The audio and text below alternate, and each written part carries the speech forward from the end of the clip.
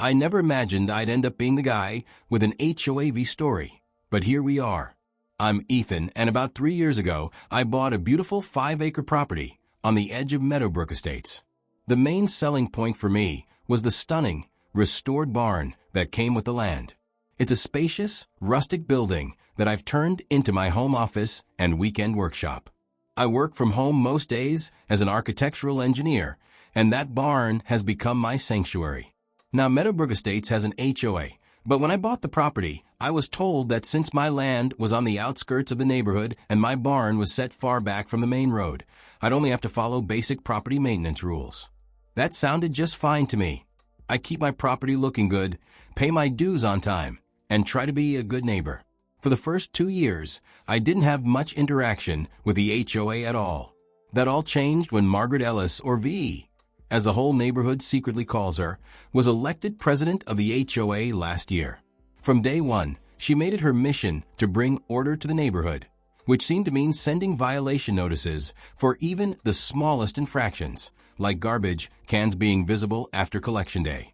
My first encounter with V happened when she slapped a neon pink violation notice on my mailbox, claiming my barn was an unauthorized structure that needed to be reviewed for compliance.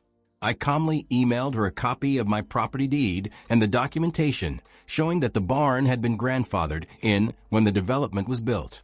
I figured that would be the end of it. But it was only the beginning. 3 days later, V showed up at my door unannounced, a thick binder under her arm, and her signature blonde bob, perfectly styled, despite the humid summer heat. "Mr. Grant," she said, skipping the pleasantries. "I've reviewed your documentation, and while the barn may be grandfathered in, the way you're using it," she paused, flipping through her notes, "as a home office and workshop, isn't in line with the neighborhood's aesthetic guidelines." I stood in my doorway, trying to stay calm. "V, it's Margaret," she corrected, chin held high. "Margaret," I said, "my property line starts 30 feet behind where we're standing, and the barn is another 100 yards back. It's not visible from any community roads or properties. How exactly is it affecting the neighborhood aesthetic?" I asked, keeping my tone even. She sniffed in disapproval. "Regardless of visibility, all structures within the Meadowbrook Estate zone must comply with our guidelines. I'll need to inspect the interior to make sure you're following them." I politely but firmly refused, pointing to the HOA bylaws that stated they could only regulate external appearances. V stormed off, warning me this wasn't over. Over the next few months, I got violation notices for everything: my grass, which was perfectly within the allowed height, to my garden's unauthorized vegetation, wildflowers that were native to the region and attracted pollinators. Each time, I responded calmly with proof I was in compliance, and each time, V seemed more frustrated. Then came the annual Meadowbrook Estate Summer Gala. Normally, it was held at the community clubhouse, but renovations made that impossible this year. The board was scrambling to find a venue, and one day, while driving past my property, V had what I can only imagine was a brilliant idea. I was in the barn working on a complex structural model for a new client when my doorbell rang nonstop. When I opened the door, there she was, V, flanked by 3 other board members, all wearing matching polos with the Meadowbrook Estates logo embroidered on the breast pocket. "Good news, Mr. Grant," V announced, stepping into my foyer without waiting for an invitation. "The board has decided to grant you an exemption from any barn violations." "There weren't any valid violations to begin with," I interrupted. She ignored me and kept going. "In exchange for letting us use your barn for this year's summer gala. It's the perfect size for our 130 guests, and the rustic aesthetic will make for a charming country chic theme." I stared at her, dumbfounded. "You want to use my private workspace for your party?" "The community party," she corrected. "As a resident of Meadowbrook Estates, you're part of the community, right? Unless you don't care about community spirit." The 3 board members behind her nodded in unison, waiting for my answer. "I appreciate the offer," I said carefully, "but I'm in the middle of a major project with tight deadlines. My equipment and materials are set up in the barn, and I can't risk having them damaged or disturbed." V's smile didn't falter, but her eyes narrowed. "Mr. Grant, perhaps I didn't make myself clear. The board is prepared to overlook certain irregularities in your property's compliance in exchange for this small favor. Was she seriously threatening me? I felt my temper rising but kept my voice steady. Are you suggesting that if I don't let you use my private property for your event, you'll create violations against me? The board members shifted nervously, but V didn't flinch. I'm just saying that cooperation tends to make community living harmonious. The gala is in 3 weeks. We'll need access the day before to decorate. Before I could say anything else, she handed me a document. Here's the formal request. I'm sure you'll make the right decision. We'll check back next week for your answer. And just like that, they left, leaving me standing in my doorway, holding the document, absolutely fuming.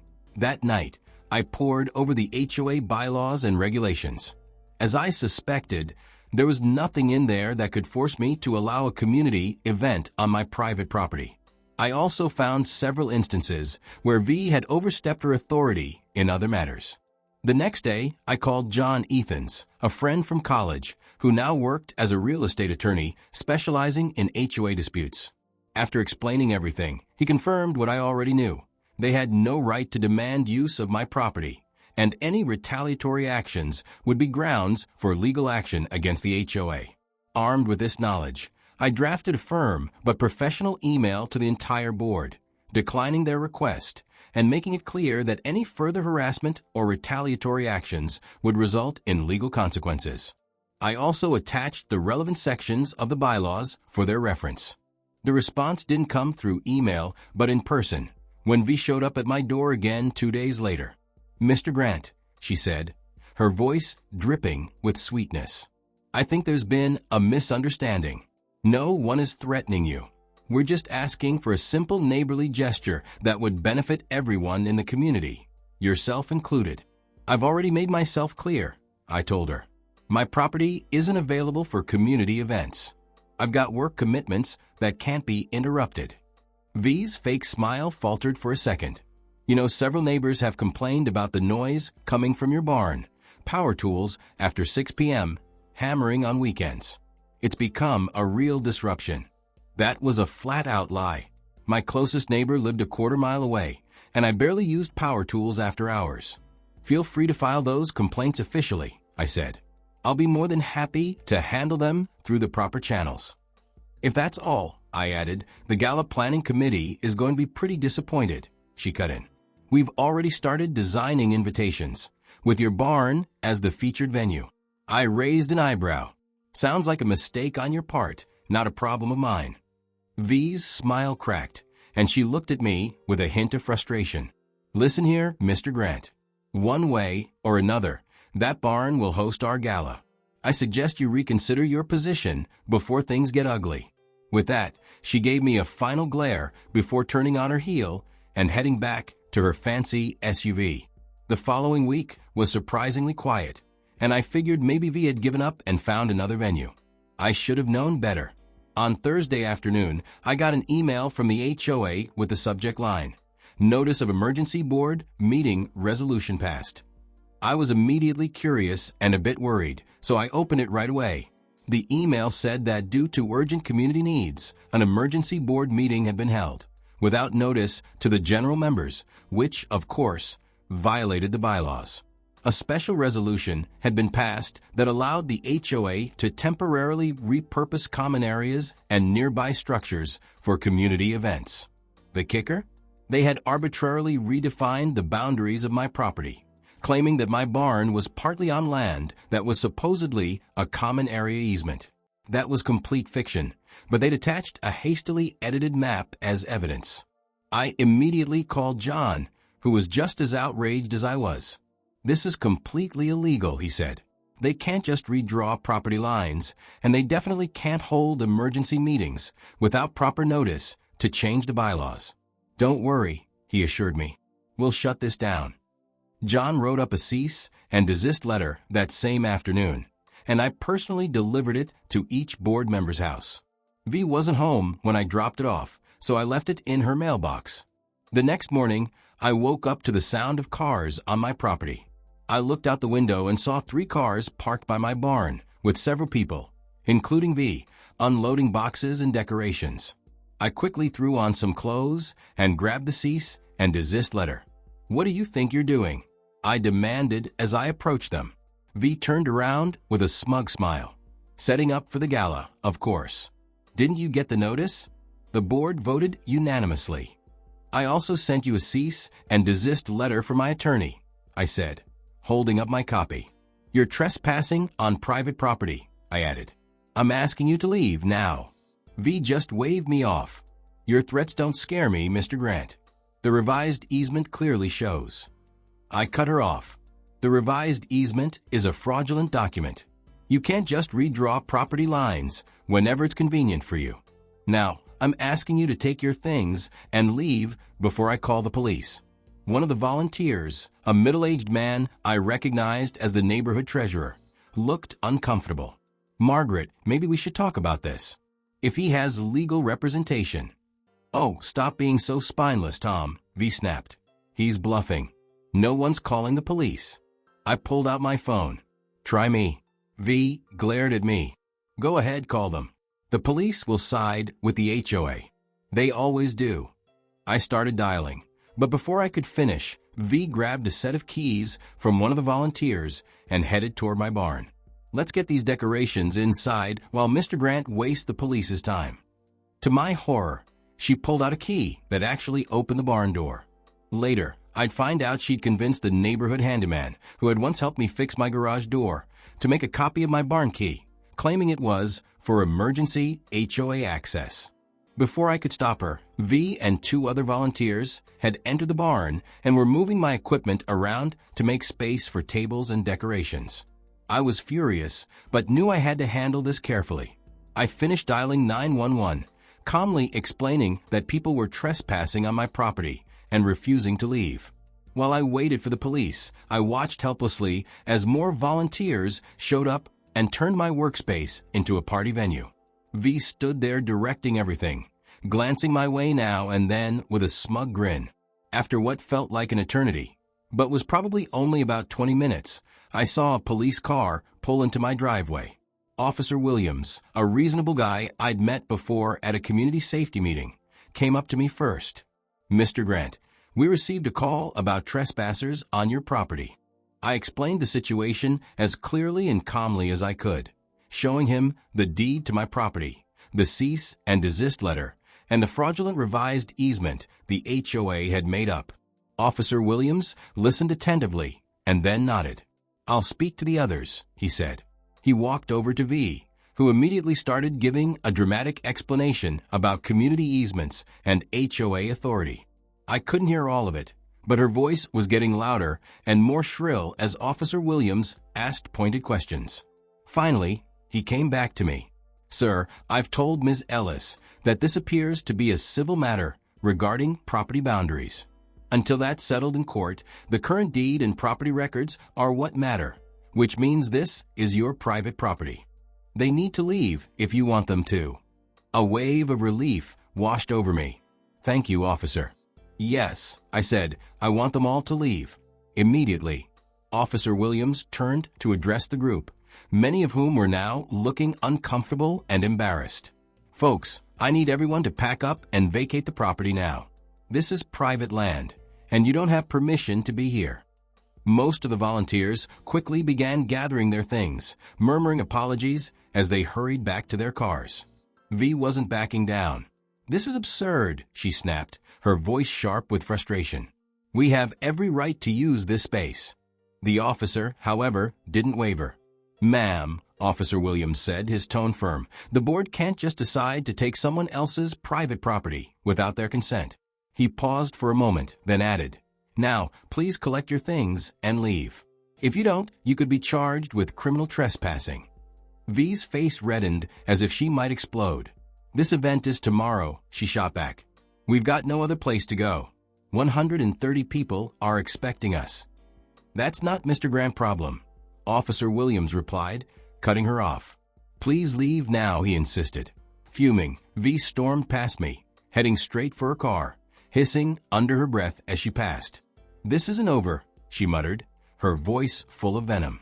Once everyone was gone, Officer Williams gave me some advice. You should change your locks right away and think about installing security cameras, just in case. I thanked him for his help, and he reassured me that he would file a report about the incident. Later that night, I called a 24-hour locksmith, who came over to replace all the locks on my barn.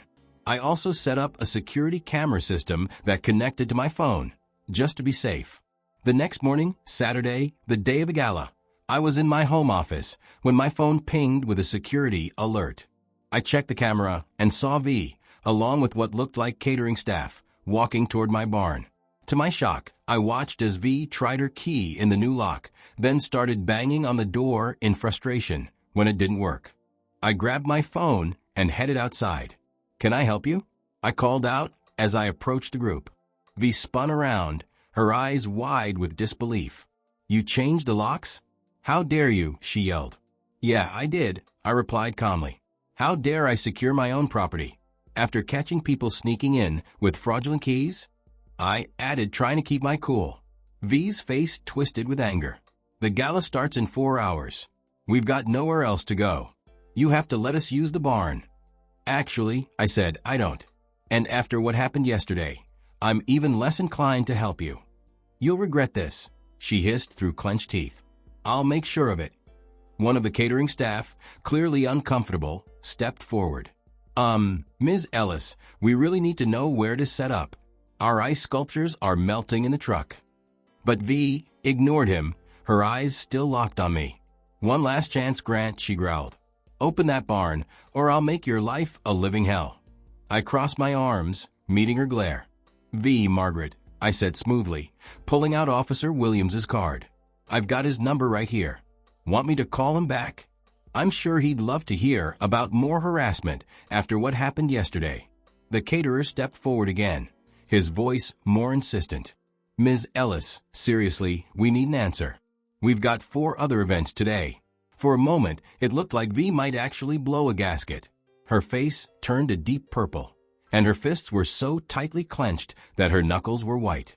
Then, as quickly as she'd lost her composure, she turned on the catering staff, who were set up in the cul-de-sac on Maple Drive. "We'll have the gala in the street," she snapped. The caterer blinked, caught off guard. "But we need permits for that." "Just do it," V shrieked, sending the man a few steps backward. I almost felt bad for him as V stormed off to her car, shouting into her phone, probably trying to warn the guests about the sudden change in venue. Later that afternoon, the doorbell rang again. I checked the security camera first, fool me once and all that, and was surprised to see Tom, the HOA treasurer, standing nervously on my porch. I opened the door slowly. "Hey, Tom." He twisted his hands, clearly anxious. "Mr. Grant, I want to apologize for what happened yesterday. I never would have gotten involved if I'd known Margaret was lying about having permission to use your property." I nodded, appreciating the apology, though still feeling cautious. He continued, "The gala's going down in the cul-de-sac on Maple Drive, without permits, blocking several driveways. The police have already been called. It's a mess." I raised an eyebrow. "That's a real shame. But I'm not sure what you expect me to do about it." "Nothing. Nothing," Tom said quickly. "That's not why I'm here. I'm here to tell you that the board's holding an emergency meeting tomorrow morning to address Margaret's actions. Several of us, myself included, believe her behavior has exposed the HOA to serious legal risk." My interest was piqued. "We've also found out this isn't the first time she's falsified documents." Now he definitely had my attention. "Go ahead. Would you be willing to attend a meeting and tell them about your experience?" Tom asked. "I really think it could help the board see just how serious this situation is." I agreed. The next morning, I showed up at the clubhouse conference room with John, my attorney, right by my side. The room was packed with board members and a few other homeowners who seemed to have their own issues with V. V, of course, showed up late, and she looked a lot less polished than usual. When she saw me, she froze for a second, then forced a smile before taking her seat at the head of the table. Tom called the meeting to order and gave a quick rundown of why we were all gathered. One by one, homeowners started speaking up about their run-ins with V, complaining about her overreach, the way she enforced rules arbitrarily, and in some cases, even outright lying. When it was my turn, I calmly presented all the evidence: the trespassing incident, the forged property map, and the illegal key duplication. John then went through the specific bylaws and state laws V had broken, making it clear that her actions had put the HOA in serious legal jeopardy. V tried to interrupt a few times, but Tom was firm. She'd have her chance to speak after everyone else. By the time all the evidence had been laid out, the tension in the room was thick. Some board members were scribbling notes furiously, while others had looks of shock or pure anger on their faces. Finally, Tom turned to V. "Margaret, do you have anything to say in response to these allegations?" V stood up, smoothing down her skirt with shaky hands. "These are all just misunderstandings, exaggerations," she said. "As the president of the HOA, it's my responsibility to enforce community standards, and sometimes that requires tough decisions. Maybe I've been a little too aggressive in some situations, but everything I've done has been in the best interest of Meadowbrook Estates." A board member named Rachel chimed in, including making false property maps and unauthorized key copies. V's confidence clearly cracked. "Those were special circumstances," she stammered. "The gala's our biggest event of the year, and we had no other place to hold it." "That's not true," Tom responded, cutting her off. "I found emails showing you canceled our reservation at the Riverside Community Center 2 months ago, well before you said there was a scheduling conflict."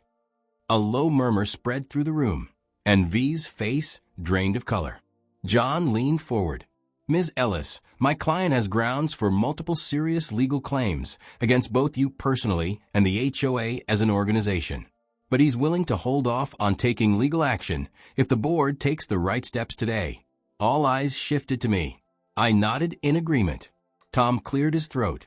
"I move that we immediately hold a vote of no confidence in Margaret Ellis as HOA president and remove her from the board, effective immediately." The motion was quickly seconded, and a vote was taken.